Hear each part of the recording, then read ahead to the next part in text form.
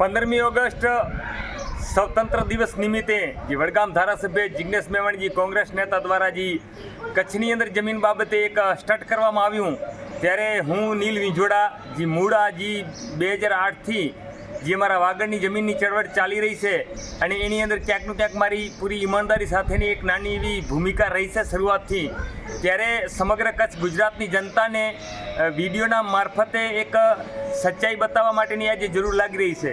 મેં જ્યારે ફેસબુક અને ઇન્સ્ટાગ્રામ અને જે સોશિયલ સાઇટ્સ છે એ બધી જ જોઈ ત્યારે જાણવા મળ્યું કે 200 એકર જમીન દલિતોને ફાળવી. આજે રાપરના અમે વ્યક્તિઓ જે બેઠા છીએ અમને હજી ખ્યાલ નથી કે રાપરના કઈ જગ્યાએ 200 એકર ફાળવી. જે એક રાજકીય કોંગ્રેસ દ્વારા સ્ટન્ટ હતો, સ્ટન્ટ એવી રીતના હતો કે નાંદા અને બેલા ગામની અંદર જે દલિત સમુદાય જે 40 વર્ષથી ખેડતો હતો ને બિચારો જે મૂળ સભાસદ હતો અને સભાસદને નામ બદલાવી ચેન્જ કરી અને બીજા સભાસદ બનાવી દલિતને અને એને સોંપણી કરી, દલિત કણથી જમીન પાછી લઈ અને એને મોટો ભૂમાફિયો બનાવી દીધો અને સમગ્ર ગુજરાત સમગ્ર ભારતની અંદર કર્ણાટક, કેરળા, ઉત્તર પ્રદેશ બધી જગ્યાઓ પર આ વિડીયો લાવ્યા અને એવો સાબિત કર્યો કે કચ્છની અંદર મેં જમીનો અપાવી. અને જે કચ્છના અમારા પ્રતિનિધિ છે, જે અમારા અહીંયાના સાંસદ છે, એમના વિરોધ બેફામ બોલ્યા કે ખરેખર અહીંયા અનામતની સીટ છે. વિનોદભાઈ ચાવડા અનામતમાંથી 3 વખત 5 લાખથી વધારે બહુમતીથી જીત્યા છે. સમગ્ર અનુસૂચિત જાતિ સમાજ કચ્છનું આમની જે કામગીરી વિનોદભાઈની કામગીરીથી બહુ વાકેફ છે અને તેમ છતાં કચ્છની અંદર માહોલ બગાડવા માટે જિગ્નેશ મેવાણી દ્વારા જે વિનોદભાઈ વિશે અભદ્ર ટિપ્પણીઓ કરી એનું સમગ્ર કચ્છના અનુસૂચિત જાતિ વ્યક્તિઓ અમે એનો વિરોધ કરી છે અને એને વખોડી છે કે તમારી લડાઈ જમીનની હતી, તમે જમીનને પકડો. તમારી લડાઈ જમીન ચળવળ છે તો જમીન ચળવળને પકડો, પણ રાજકીય રંગ દેવાનું બંધ કરો. જ્યારે આ બધી બાબતોને અમે સચ્ચાઈને જોતા એવું લાગ્યું કે રાજકીય લાભ ખાટવા માટે, કોંગ્રેસ તરફી દલિતોને કરવા માટે, એન્ટી ભાજપ દલિતોને કરવા માટે આ જિગ્નેશ મેવાણી અને એની ટીમ દ્વારા કાર્ય કરાઈ રહ્યું છે. ત્યારે અમે લોકો કચ્છના વાગડના સભાસદો 20 તારીખને યાત્રા કાઢી રહ્યા છીએ કે જિગ્નેશ મેવાણી સ્ટેટમેન્ટ આપ્યું કે મેં 1000 એકર જમીન અપાવી, તો અમે જોવા માંગીએ છીએ કે 1000 એકર જમીન કઈ જગ્યાએ છે અને કોણ વાવેતર કરે છે રહ્યો.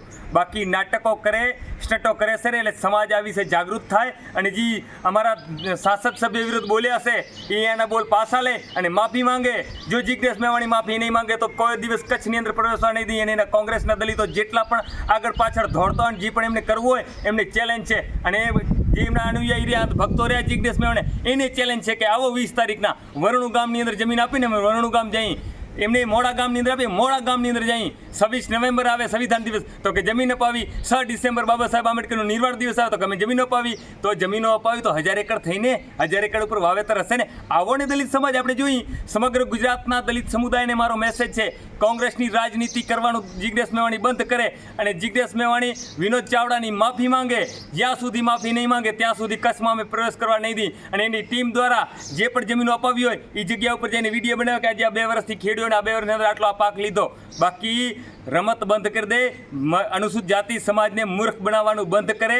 આ વિડીયોના મારફતથી જિગ્નેશ મેવાણીને ચેલેન્જ છે કે આવો 1000 એકર ક્યાં દીધી, આવો 200 એકર 15 ઓગસ્ટના ક્યાં દીધી. 6 એકરનો ટુકડો દલિત કણીથી પડાવી, ઝંડા બનાવી, કોંગ્રેસના દલિતોને ભેગા કરી 85 જણાને અને એક વિડીયો બનાવ્યા અને વિડીયોના મારફતે સોશિયલ સાઇટમાં મેસેજ બનાવી રહ્યા, માહોલ બનાવી રહ્યા. સમાજ જાગૃત થાય, આવા વ્યક્તિને ઓળખે. સમાજ અત્યારે હોશિયાર સમાજ છે, એજ્યુકેટેડ મારી અનુસૂચિત જાતિ સમાજ છે અને આવી રીતના મૂર્ખ બનાવવાનું ધંધો બંધ કરો. વડગામ ધારાસભ્ય જિગ્નેશ મેવાણીજી અને મારી વિનંતી છે કે આ વિનોદ ચાવડાની માફી માંગો, અન્યથા કચ્છના દલિતોની અંદર ભારે રોષ છે. અમે ગાંધીનગર સુધીની યાત્રા કરશું અને વડગામ તમારી કોન્સ્ટિટ્યુશન તમારી જે સીટ છે ત્યાં પણ અમે યાત્રા લઈને આવશું.